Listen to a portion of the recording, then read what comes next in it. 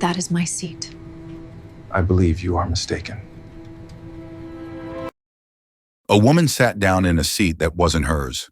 She smirked, waved away the quiet protests of the man beside her, and said, "You can wait for the next flight." But seconds later, her smile froze. The man she mocked leaned closer, calm and unshaken, and whispered words that made the entire cabin fall silent. "I own this airline." The air inside the crowded plane was heavy with impatience.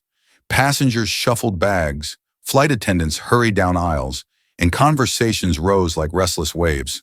But in the middle of the commotion, a single act of arrogance cut through all the noise. A woman dressed in designer clothes and radiating entitlement slipped into a first-class seat that did not belong to her. She crossed her legs, placed her handbag on the armrest, and with a dismissive glance at the man standing quietly beside her, said, "Seats like this aren't for people like you." The man did not respond. He stood still, his tall frame casting a quiet shadow. His eyes, dark and steady, revealed nothing. But his silence carried more weight than words. Passengers around them shifted uncomfortably, sensing the disrespect, yet no one spoke. Some pretended not to notice. Others pulled out their phones, recording in secret, waiting to see what would unfold. The woman leaned back, lips curled with triumph, certain that her boldness had won. But she did not know who she was speaking to. He was not just another traveler. He was Marcus Hale, a man who had carried himself through storms far greater than this. Born into a world that doubted him, he had climbed each rung with blistered hands and sleepless nights. His childhood smelled of engine oil and rusted steel, his father's mechanic shop a place where sweat and grit wrote lessons no classroom could teach. When his father passed, Marcus inherited not money, but resilience. He remembered the long nights staring at textbooks under a single flickering light, determined to break free from limits placed on him by society's narrowed vision. He worked his way through business school, holding 3 jobs at once, his knuckles still bearing grease even as he presented spotless reports in boardrooms. Loss followed him too. His younger brother, gone too soon, had been his reason to keep climbing. Marcus carried that grief like a scar pressed against his heart. It reminded him every day that life was fragile, but dignity was not negotiable. Through sacrifice and vision, Marcus built something few could imagine. An airline, his airline, a company that began as a dream drawn on the back of an old receipt in his pocket, now stretched across continents, carrying millions of lives through the sky. And yet, in this moment, none of that mattered to the woman who had stolen his seat.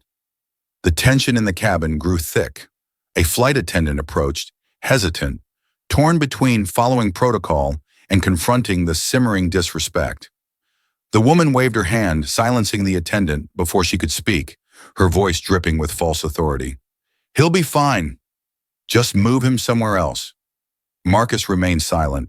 He lowered his gaze as if weighing something deeper than the seat she had taken. His stillness unnerved her, though she masked it with a smirk. Passengers whispered now, some frowning, others too afraid to intervene.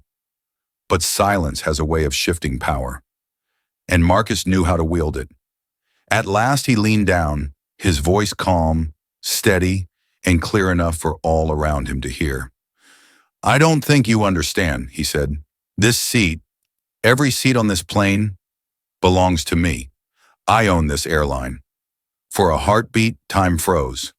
The woman's smirk vanished. Her face drained of color as her words crumbled under the weight of his truth. The cabin, once buzzing with whispers, fell into stunned silence. Even the flight attendants straightened, their eyes wide with realization. Passengers lifted their phones higher now, but this was no longer just a spectacle. It was a lesson. Marcus stood tall, his voice carrying the kind of quiet thunder that lingers long after it's spoken. Respect is the only ticket that matters. The woman, trembling, rose from the seat she had stolen. Her arrogance melted into shame as she avoided his gaze, clutching her bag as if it could shield her from the eyes that now judged her. She retreated down the aisle, no longer triumphant but exposed. And then something powerful happened. The cabin, row by row, erupted not in applause, but in silence. A silence thick with respect. Passengers lowered their phones. Some bowed their heads. Others simply nodded toward Marcus. acknowledging not just his position, but his dignity. For in that moment, it wasn't about wealth or ownership or even the airline itself. It was about something far greater, the truth that no title, no seat, and no amount of arrogance could outshine the quiet power of integrity. This story is a reminder that dignity cannot be taken and respect is never optional. What do you think? Can silence sometimes speak louder than words?